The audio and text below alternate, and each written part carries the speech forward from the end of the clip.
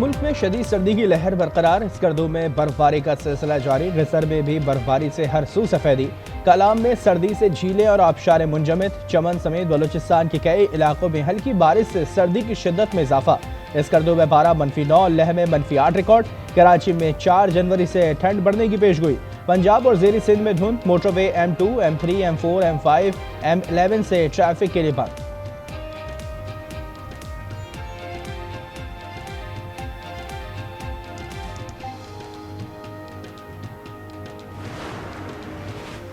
पाकिस्तान ने अक़वाम मुत्तहिदा में सलामती काउंसिल के गैर मुस्तकिल रुकन के तौर पर जिम्मेदारियां संभाली। मंदूब आसिम इफ्तिखार ने गैर मुस्तकिल रुकन के तौर पर सलामती काउंसिल में पाकिस्तान का परचम लगा दिया। पाकिस्तान की 2 साला मुद्दत का आगाज़ हो गया। मुस्तकिल मंदूब मुनीर अकरम कहते हैं, सलामती काउंसिल के गैर मुस्तकिल रुकन के तौर पर दुनिया को दरपेश चैलेंजेस से निपटने में फ़ाल और तामीरी किरदार अदा करेंगे।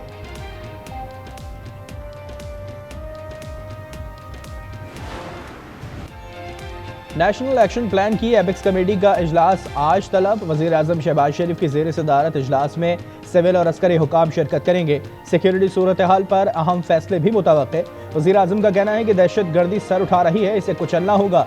मुआशी इस्तेहकाम सियासी इस्तेहकाम से जुड़ा है। SIFC की एपिक्स कमेटी इजलास से खिताब में बोले, पारा चेनार जैसा दिलखराश वाक़या दोबारा नहीं होना चाहिए।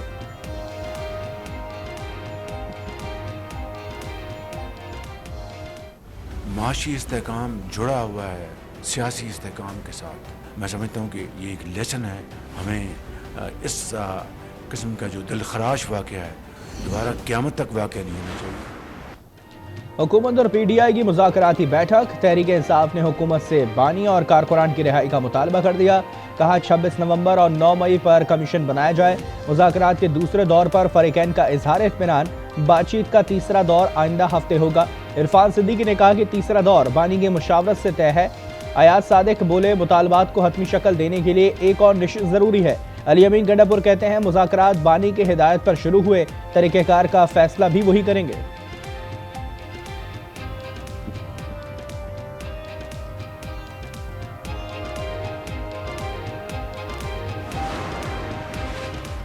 राना सना की बानी को बनी गाला मुंतकिल करने की पेशकश की तरदीद। मुज़ाकरात के बाद गुफ्तगू में कहा कि इनकी मालूमात के मुताबिक ऐसी कोई ऑफर नहीं की गई है।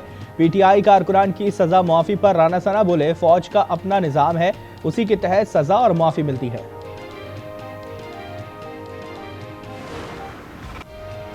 साने 9 मई के 19 मुजरमान की सजा मुआफ। ज़ाब्ते की कार्रवाई के बाद रिहा कर दिया गया। मुजरमान ने रहम की अपील में जुर्म का एतराफ़ और इजहार नदामत किया।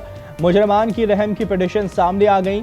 ISPR के मुताबिक सजाओं की मुआफ़ी मुनसिफाना कानूनी अमल और इंसाफ की मजबूती का सबूत है।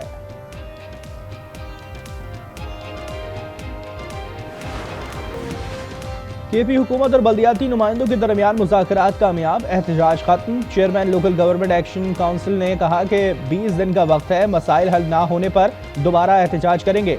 सूबाई वज़ीर बल्दियात अरशद अयूब बोले, वज़ीर आला से अगले हफ्ते मुलाकात होगी, बल्दियाती नुमाइंदों को उनका हक मिलेगा।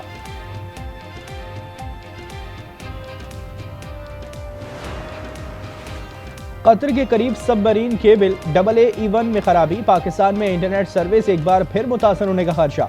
तर्जुमान के मुताबिक मुतालिका टीमें खराबी दूर करने के लिए कोशा हैं। गजा में इजराइल की पनागुज़ीन कैंपों पर बमबारी जारी। मजीद 71 फ़लस्तीनी शहीद और 100 जख्मी हो गए। अरब मीडिया के मुताबिक अल-मुआसी, रबल, जबालिया कैंप और दीगर इलाकों को निशाना बनाया गया। शोहदा की मजमूई तादाद 45,581 हो गई। गजा में ग़िज़ाई क़िल्लत, 3500 बच्चे मौत के खतरे से दोचा।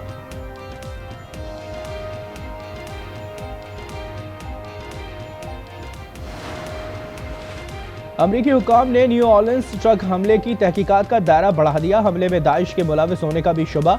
नई मालूमात के मुताबिक शमसुद्दीन जब्बार ने 3 शादियां की थी, कोई भी कामयाब न हुई।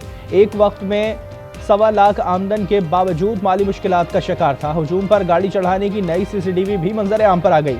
हमले में 15 अफराद हलाक और 30 जख्मी हुए थे। हमलावर पुलिस मुकाबले में मारा गया।